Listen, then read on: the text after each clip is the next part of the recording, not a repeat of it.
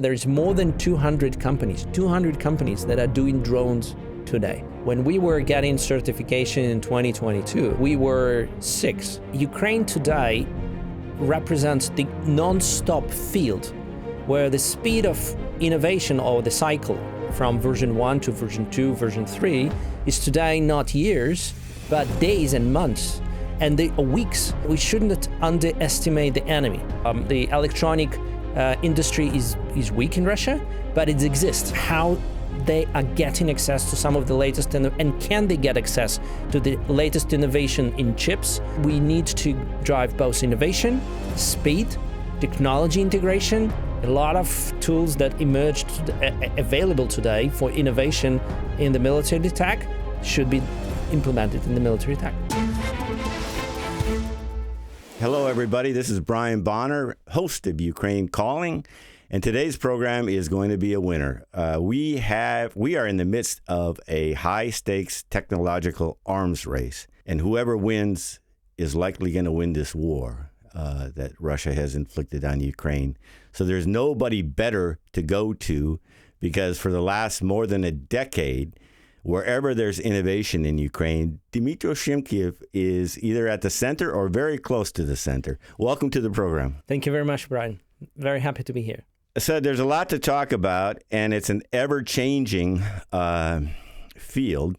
So much so, I looked on Amazon to see if I could get some recent books on drones, but things are changing so quickly that books aren't written yet. Well, there is a very good book. It's called The Drones War, and it's probably the most fascinating book about drone history. Is it current? It's it's going back in the history because the drone's been around for many, many years. Mm-hmm. So it started actually the first drones were developed by DARPA for the war in Vietnam, and the first 2 drones were tested there. And then there was a big development in Israel.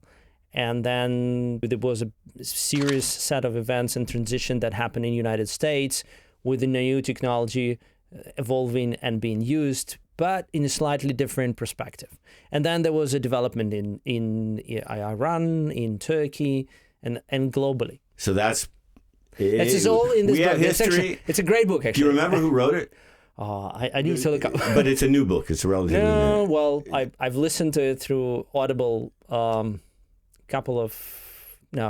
year ago. I'll look for it, Drones War, because I know a lot of people are interested in this subject, trying to stay on top of it. But I need to introduce you because you have a great long history, and you're much younger than I am. You're not even 50 years old. But I guess I'll go at the beginning. Lviv Polytechnic National University, and I know you're still proud of it because you're on the supervisory board, as you are of Kyivstar as well. Managed a lot of IT companies, former head of Microsoft Ukraine, and then CEO of Darnitsa Pharmaceuticals, I believe. And of course, for more than 4 years, from 2014 to 2018, deputy head of administration in charge of reforms. Presidential administration. Of the presidential administration under Petro Poroshenko, and achieved a lot of reforms, not all that Ukrainians wanted, but significant. Got a lot of awards, but I'm going to highlight one because when I was the chief editor of the Kyiv Post in 2015, we named him one of the top reformers in Ukraine, justifiably so. And I think that was spurred on by we'd been running in the slow lane with internet on 2G for a long time, and it took Shymkiv's skill to get us into 3G, which seems like ages ago technologically. And then immediately into 4G. And at the time we said, Shymkiv takes a different approach to public service than some of his predecessors. He's accessible, optimistic, and focused on moving Ukraine out of the Soviet era and into the modern one.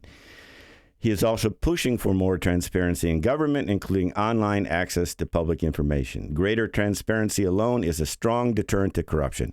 Wow, we were nice. Yeah, thank you. But it was true.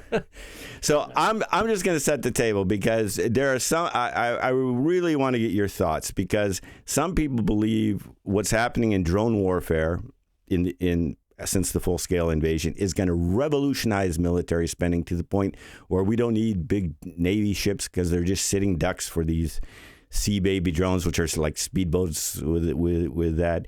Others say, no, drones this is kind of their moment. It's going to be kind of a flash in the pan because they're not going to be dominant, because for every, as the military says, for every sword, there's a shield. For every advance, there's a counter advance. And then it'll just be a draw. How do you see what's happening out there? I think we are in this stage where a lot of new technology being introduced, and we are facing a lot of new scenarios of the warfare. And particularly with the drones, we suddenly see the drones not only in the air, but also on the land and on the sea.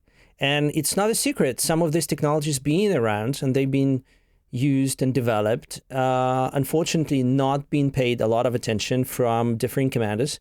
The famous jokes is that the classical killers of the flying thing are pilots.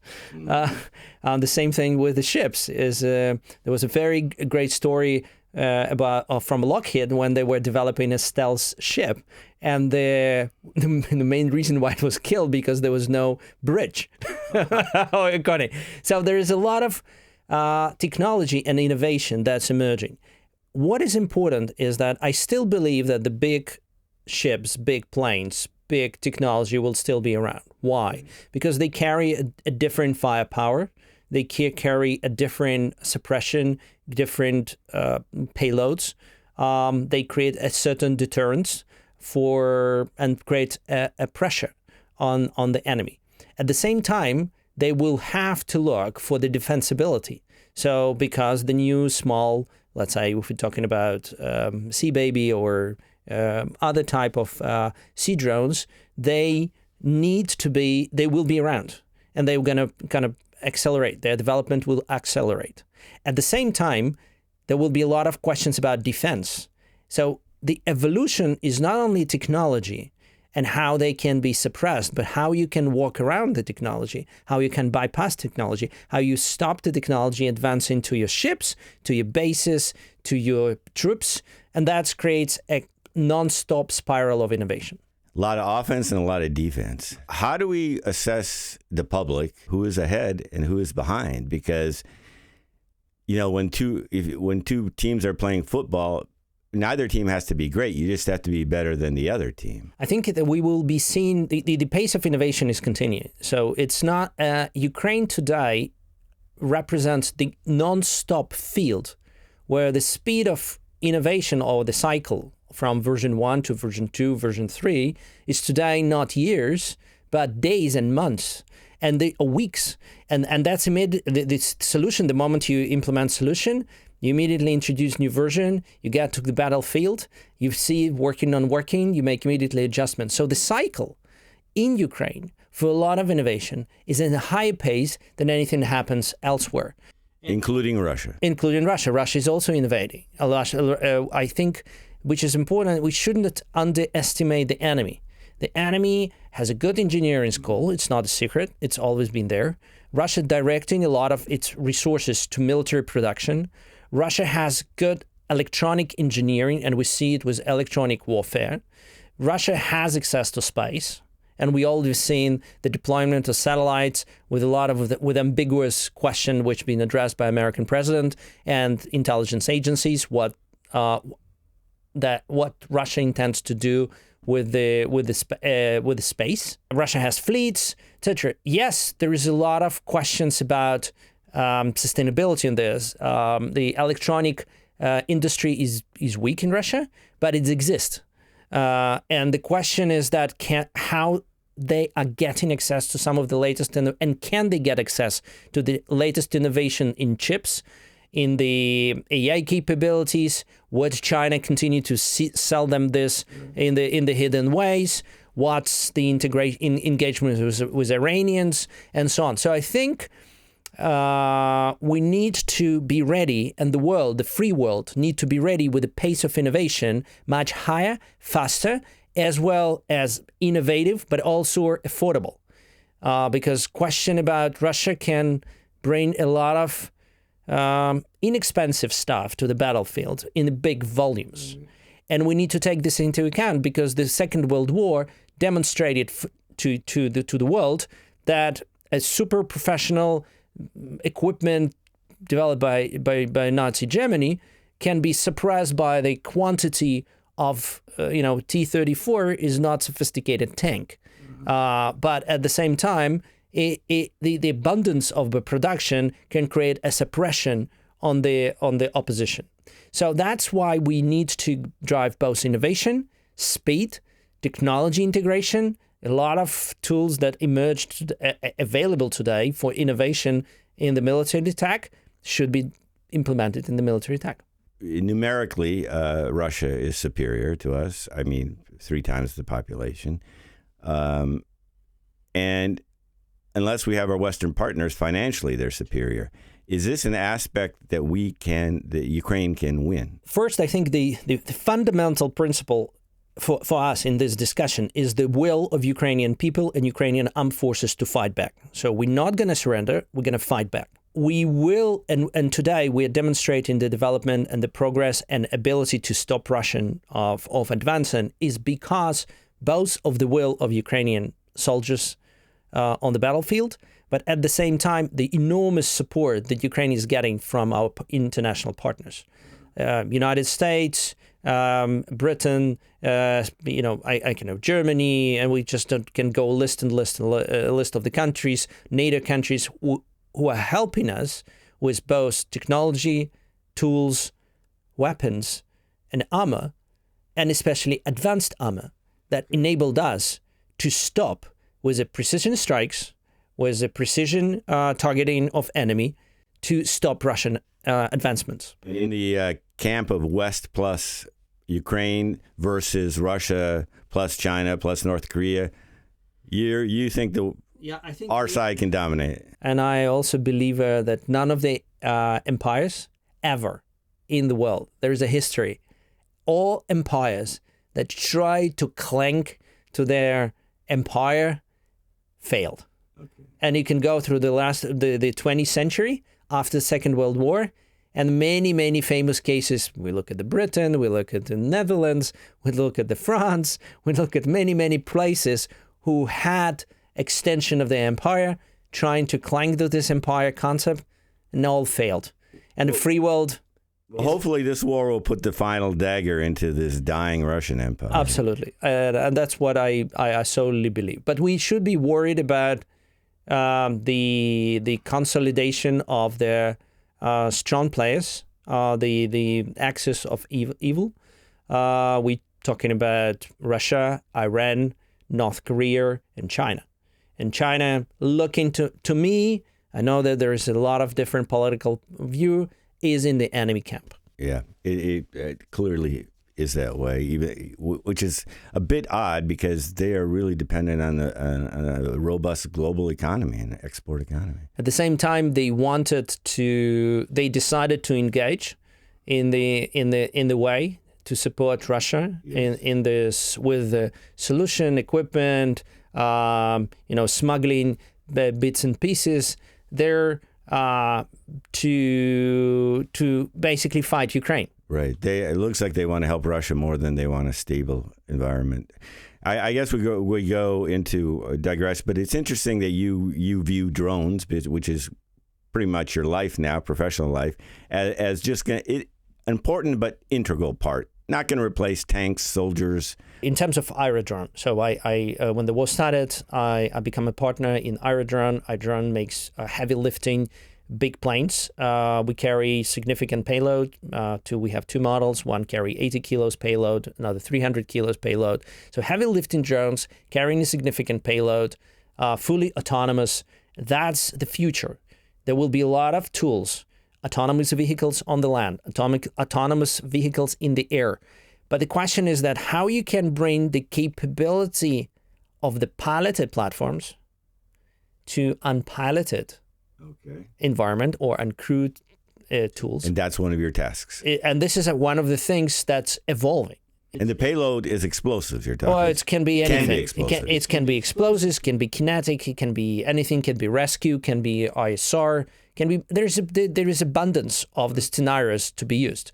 And we've been, over the last year, we explored so many scenarios of usage, which can be from the pure civil story, which happened when the company was founded. We've been classical agriculture drones and logistical drones. We've done the first direct flight between Kyiv and Kharkiv, fully autonomous, to deliver from Nova Post. But the war changed the perspective. And this is a particularity of Ukraine, where the country, which is super engineering, we have so many IT companies, today rechanneling all their knowledge, hands experience into this engineering task force, getting into the how we can build weapons that would stop the enemy, destroy the enemy, protect the country. And the amount of the innovation is happening is just amazing. And that's why coming back, and that's why you see things with the sea drones. And Ukraine proven that big ships, big Russian ships, can be kept in bay for a long, long time in the Black Sea. Afraid to go out. Afraid to go out. Would they be the solution, tools to attack sea drones? Yes, but the sea drones are not sitting, they're evolving. So there will be the escalation of attack and defense, maneuverability, different behavior, and then that leads to the tactics of usage, how they're used. The same with the drones. You have big drones, small drones. You have big distances. You have from my experience working with the military, is that significant portion of any success is knowledge and deep preparation of the missions. Technology is one piece, but the smartness, cleverness, shrewdness of the military who uses the tools is a paramount. That's why, even though I'm a strong believer in robotics and artificial intelligence, human brain is still human brain. Before we dive into maybe some where the technological race is now, what is AeroDrones' position in the market? I mean, I read there's dozens of similar companies, or is it not that way? Are you in a very specific niche? We are in a very specific niche. We're primarily focusing on the heavy payload, long range, high endurance, meaning that we can carry a lot of stuff, and then we fly on the long distances. And that was from the very beginning of the concept, because you normally see a small drones like FPV drones, which has today their flying distance being extended to 15 kilometers or even more. 1,500 kilometers, yeah. Right. And then gradually, then there is a reconnaissance drones that can fly significant distances, but they carry small payloads. They cannot carry more than, at average, 20 kilos, 15 kilos, etc.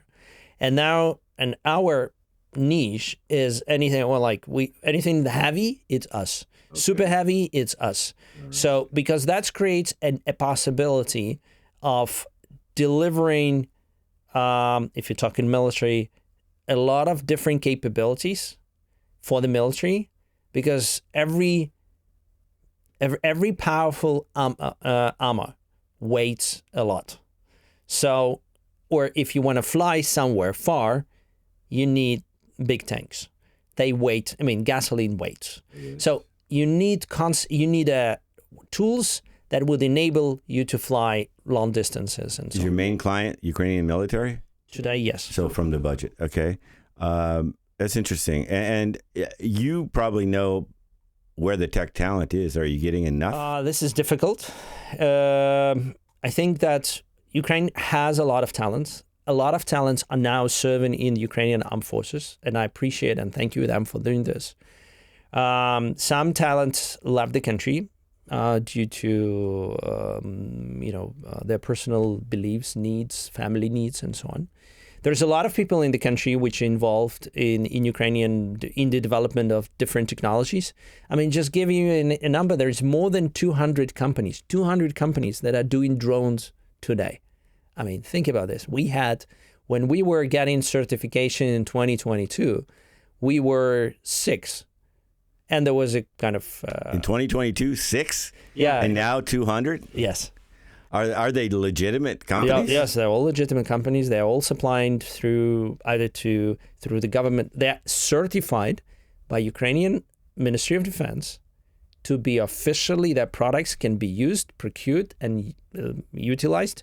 So is this competition a good thing? Yeah, so no, first is competition, but it's also an innovation. So think about how many companies are involved, and each company has at least 15, 20 people at minimum. At average, some companies are big. Like if you look at the Devira or you look at Ukrspac, there is more than 200 people in these companies. Or you look at AeroDrone one of the larger? No, we're a small one actually because of the niche. Yeah. But there are companies that are big, and there are companies which were doing different things. No, they were doing so. There is a small cohort of how we call that, the ancient of who kicked off in 2014. When the war started, not the full-fledged invasion, but the war started. And in 2014, a couple of companies being established.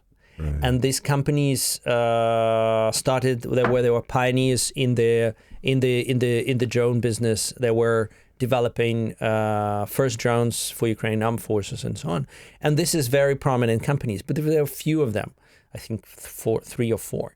And then there was 6 more added. So there was approximately, but in 2022, there was in reality just 10 companies. And now 200. You mentioned one of the challenges, and that's tech talent, is another budgetary. And by that I mean, Max Boot of the Washington Post wrote basically that militaries are very, very conservative and hard to change, especially if they're not at war, because they authorize money for a battleship and it takes 7 years to build it and billions of dollars. We don't have that time. Do you see evidence that Ukraine is able to be nimble in budgeting also?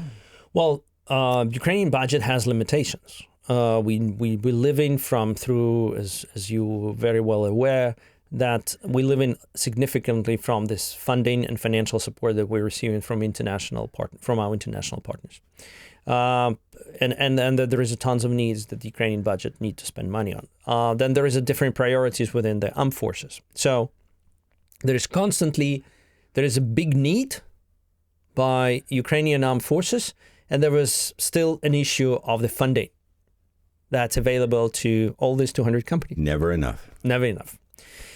What I've been observing in the free Western world, I've been attending several conferences and events and exhibitions and talked to several ministers. What I observed, starting probably since the beginning of 2023, the big shift in allocating funds and budgets in the NATO countries to the military corps. So the budgets are double, triple, in sizes. Military complex ramping up productions, new funding for R&D being established, new additional allocation. So the machine, the free world machine, is ramping up to the machine of excess of evil. Fast enough. Yeah. Could be faster. Could be faster. Okay, But it's already it's a good dynamics. It is moving. The train is moving. I think that until the mid of 23, everybody was like, well, there should be a way to contain the conflict, to war. Russia needs to surrender, but let's find there was a lot of talks of peacing or something. Now I haven't met any single military on international arena who would be pacifying the whole situation.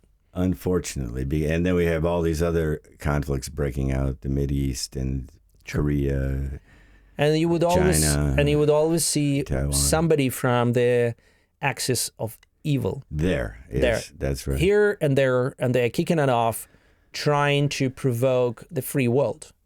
Because I think what we're observing is a direct aggression against free world. I think we've resolved, unfortunately, because that we're going to have to spend trillions more on military for as long as we can see. I know it's not all a bad thing, because the innovations that come out of that can be applied to commercial life. If you look at the classical history of military technology, majority of the things that we have today, from mobile phones, internet, our ability to predict weather, our ability to predict earthquakes, our ability to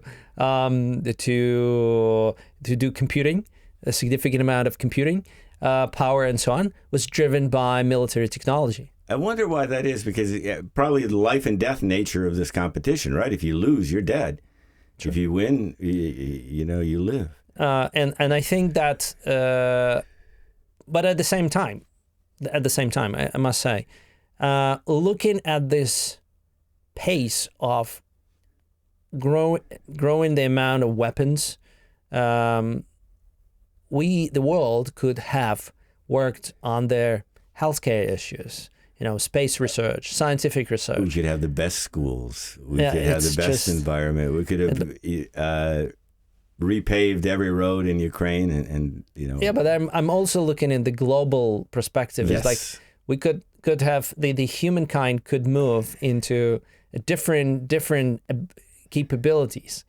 At the same time, now majority of my colleagues, myself, spend a lot of time how to build a smarter weapon to kill somebody. Yeah, it's unfortunate. Listen, break it down simply, because I know you can. I'm just a layman, and if I can understand it, then hopefully it can be understood. But I read that because Russia had superior electronic warfare capabilities, we get shot down 10,000 drones a month or disabled. I don't know if that's still happening. I heard the counter to that is AI-powered aviation drones that are off GPS, that are visual, that don't have a human operator. What's the situation there? Well, on that aspect. Yeah, okay. So electronic warfare, contemporary equipment, being designed to use a navigation, our cars, our phones, we used to we relying on the GPS signal or global navigational signals, because there is different systems in the world. There's European, Russians, Chinese, American, and so on. This technology being used for navigational purposes. But this is, if you look at your device, which is, or if it's a drone or your car, or anything, we're using a signal from the space that we're receiving on the ground. If you can create a distortion to that signal or eliminate the reception of that signal, because you can imagine, we know all the frequencies are known. If you broadcast or create a lot of noise on that channel, your sensor on your phone or your device or anything on the drone will not be able to receive it. So you will say, I don't know, like when you get into elevator, your phone cannot relocate where you are. The signals are not coming through. So this is similar way what Russia is doing. Russia is deploying a directed solution with a lot of emission of noise on the big territory that suppresses the signal from the satellites. As a result, the signal is not coming to the drones. Drones cannot. They fall. No, they fall. Some drones would fall. Some drones will continue flying, etc. In order to address that, right, there is so-called anti-jamming solution.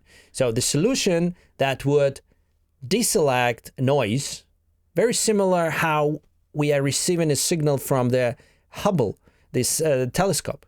The signal, the images that we're receiving are also going through a very noisy channel in the space. A lot of distortion. But we deployed a lot of technology that can deselect the useful information from the garbage suppressing it. So this similar technologies, a similar approach are used on the drones. So this is called, we can talk about CRPA antennas, we can talk anti-jamming solution, etc. Not to go into technical terms. Basically, the whole idea of it is how to distinct or select a good signal from a lot of noise. That's the whole thing. That's the whole Are we game. Making progress? Yeah, well, it's constantly evolving. So, I had read that now drone manufacturers are required to show that they can overcome Russian jamming. It's a mandatory testing from the very beginning. Your equipment need to be able to sustain certain jamming environment. So this is a jamming of navigation. And the solution to this, are they using anti-jamming solution or using alternative solution like optical navigation, where you're using computer vision to detect where you're located. Okay. So this is one part of the electronic warfare. Another part, you need to talk to your drone. It can be autonomous, behave in itself, but very often... By autonomous, you mean no GPS, no human... No human connected. Autonomous, no human connected to the drone. Okay. Drone perform an operation or activity based on how it was programmed or what kind of mission is loaded. Fully autonomous, like no pilot, as we used to be kids, was remote control. No remote control. And no GPS. GPS is there, of course. Okay, it has to be there. It has to be. It needs to navigate. But can it be non-navigating? But yes, it can. It can navigate without GPS. Yes, it can navigate. That's now we're going into technical. The AI swarm drone future, is it here already? AI swarm drones. I think it's so. Swarm drones are there. So there are technology which has already been developed. There is a great research done by actually Chinese group of students who publish all their research. My favorite is that they build a group of drones that are flying through bamboo forests. Just imagine bamboo forests, and there is 6 or 7 drones going at full speed through the forest. That's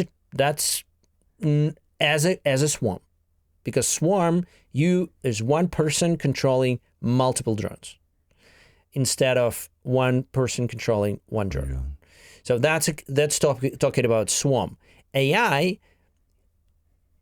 actually available in majority of the drones, because one of the technology which has enabled us to select signal from the noise is AI, software-defined radio, and algorithm there enabled to learn how the noise is created, and noise has a pattern. Right. How you can remove the noise. Okay. This is option 1. Then the AI in computer vision or navigation with a computer vision or targeting with optical tools. This is also optical. I mean, image recognition. Bypass. Yeah. Is also it's AI capability. Then there is a AI which enables to process data on board of the drone, and then the next level, which is I still think we're not yet there. Globally, it's where drones can cooperate in the space as a human beings and make decisions on board. The plane, the drone, that's my ultimate vision. Humans are not involved in the decision. It's robots make decisions and on the circumstances that surrounds them, using sensors, using in situational awareness. And they have an ability to learn on the environment and decide what the next step will be do. Today, very often, it's a pilot or operator who guides, controls, and kind of give orders. Let's put it this way: give orders to the drone to do certain actions. And if you have the edge in robotics, you can take out targets better than your enemy and save lives. Yes, you can aim better. You can have a more precision strikes, meaning meaning destroying the enemy or the target. Oh, absolutely. And as a result, you got you actually gaining superiority, suppression, superiority on the battlefield, superiority in the period of time. That's what's important in the war, so that other troops can advance or maneuver, or you basically need the whole idea of the war is to force the enemy to surrender or withdraw. Okay, got it. Now, going to the sea, which Ukraine has been very successful at. But you talked about this earlier. Eventually, ships are going to have detection systems that are going to maybe neutralize these sea drones. Sure. Or stronger so that they're not. So first drones were not that fast. Right. Now the speed has been increasing. Then maneuverability on the sea is not an easy thing. We have waves, different weather conditions, etc. That's all impacting the behavior. of the engineering of the vehicles. If the ships that's being constructed, they were not expecting anything being able to approach a ship, caught them by surprise. Caught them by surprise. But then there's tools that detects things in the sea. That's the enemy, or as if we're talking about U.S. Navy, it has been implementing. So it's a constant evolution. You couldn't say that here's we are, and that's it. No, here's we are. So their drones being able to put Russia fleet in bay and destroy a lot of their ships. Russia is already developing an approach or tactics of usage, how to attack, how to counterattack this.